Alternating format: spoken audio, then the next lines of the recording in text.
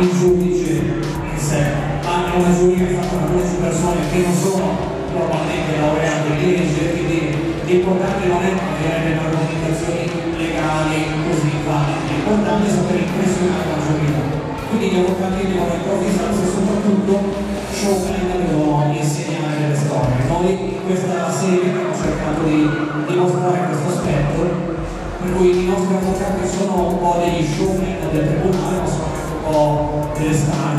Abbiamo pensato a questo gruppo di avvocati come un gruppo, un po' i Rolling Stones della legge, un po' ribelli e anarchici, se vogliamo.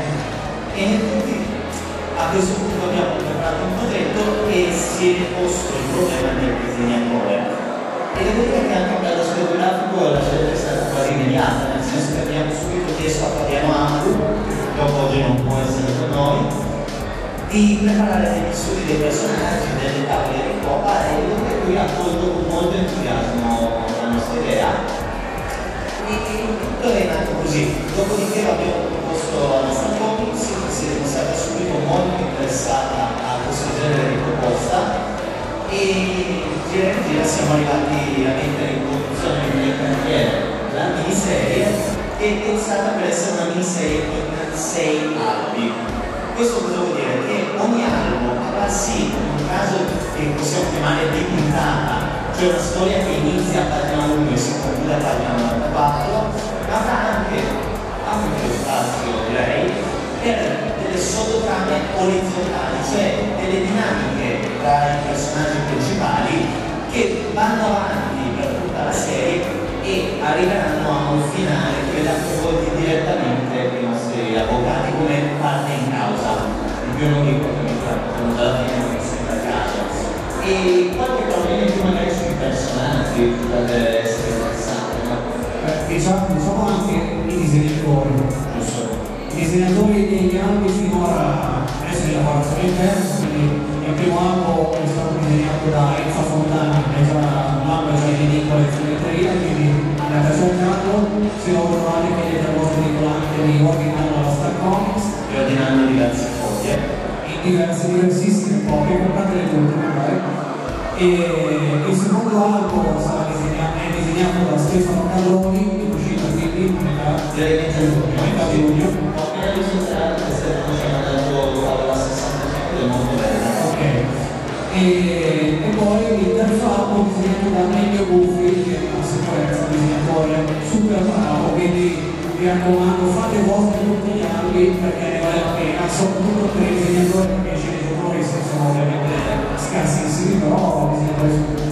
E da parentesi sui disegnatori ci si anche una cosa, perché ogni albo appunto sul disegnatore, ma all'inizio di ogni albo abbiamo deciso di mettere un frontespizio, cioè un'illustrazione come da tradizione degli albi italiani dell'Inca. Però volevamo aumentare un po' la cosa, allora abbiamo proposto di nuovo la casa di Cristo, un'idea e è stata accolta da dire, a me sembra abbastanza originale, non per altro ma perché è stata un'idea mia, io l'ho proposta lì, quindi sicuramente è un'ottima idea. E cioè ogni frontespizio sarà disegnato da un disegnatore diverso, da una sorta di guest star, un disegnatore molto affermato, quello del primo numero è stato disegnato da Riccardo Burchielli, autore molto attivo negli Stati Uniti, lavorato per l'articolo di Comics. E il secondo numero non vi dico da chi sarà disegnato perché abbiamo messo in piedi per ogni numero un piccolo percorso, cioè arrivato a un certo punto, direi che è molto per il numero 2, noi pubblicheremo su internet una parte dell'illustrazione che farà la frontespizio, senza dire chi sia l'autore. E i fan sono chiamati a tentare di indovinare chi sia il disegnatore che ci ha prestato la sua valente mano per l'occasione, e i primi 3 o 5, non so ancora più bene, che indovinano riceveranno in omaggio a casa una copia del libro in questione autografata dagli autori. Quindi di nuovo non tanto per la prima mia titolo, ciò che si avvicina a me quanto piuttosto per capire una vita meno Ambu e prima dove sono Carboni e via dicendo. Ma parliamo dei personaggi. Inizio io. Vai. Allora, seconda caratteristica particolare di loro, che allo stesso tempo è stata uno stimolo e una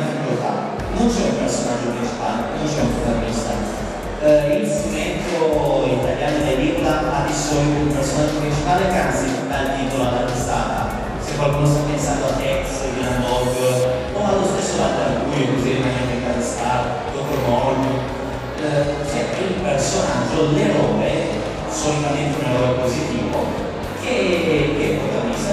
Noi andando nella direzione più televisiva, potrei dire, abbiamo deciso di avere lo studio come protagonista, quindi abbiamo sostanzialmente tra i 4 e i 6 protagonisti di tutta la serie.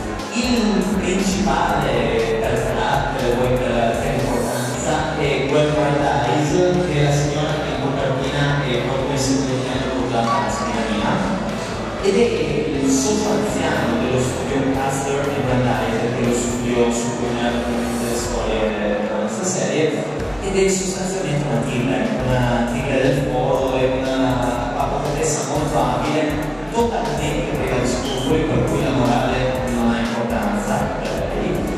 E devo dire un personaggio molto controverso, certamente non è un eroe positivo, sebbene in alcuni casi qualche aspetto positivo lo si possa trovare anche in lei. Ve li lasciamo scoprire se li cercate. Non ho capito, ma va bene, va bene, perfetto. Come secondo io parlerei di Donny Martini, che inizia con una sigaretta in bocca di fianco a Gwen, che è un ex agente dell'FBI e un po' diciamo lo sbirro, se mi passate il termine locale dello studio, ed è sì un avvocato in cui si occupa principalmente di portare avanti le linee investigative, perché noi italiani, ma in generale gli europei, abbiamo una posizione molto stretta, molto burocratica, esatto, del diritto. In realtà negli Stati Uniti, con il sistema del cosiddetto common law, è tutto molto diverso, cioè in un processo non contano poi così tanto le miriadi di leggi che abbiamo qua, quanto piuttosto le leggi fondamentali, la Costituzione e poche altre leggi, i precedenti, cioè se in un processo analogo a questo nel 1971 è stato stabilito questo, allora dobbiamo fare così, e tutto il resto è lasciato all'inventiva degli avvocati che tornano al business, perché alla fine si pone una giuria popolare, cioè 12 zotici sostanzialmente, a decidere, basta sopravvivere la storia, la realtà conta veramente poco, il giudice ha un ruolo super partes, il giudice sostanzialmente deve soltanto stabilire che cosa è ammesso come prova e che cosa no, deve stabilire che a livello procedurale il processo funzioni, e altro. Tornando al personaggio di Donny Martini, che è quello che fa l'investigazione per lo studio, il fatto è che diciamo, nei procedimenti americani è importante anche diciamo, il lato di detection, infatti il legal trailer funziona con il sistema americano proprio perché c'è molta investigazione, la gente che vuole vedere con design perché gli studi legali indagano principalmente sui propri clienti. Cioè, se voi andate in uno studio legale, la prima cosa che dovete aspettare dopo che avete raccontato la storia del procedimento è che ci sia un investigatore che indaga sul loro. Perché? Prima ancora di essere interrogati di fronte al caso. Assolutamente. Perché questo? Perché abbiamo detto un processo sull'impatto mediatico, se mi passate il termine.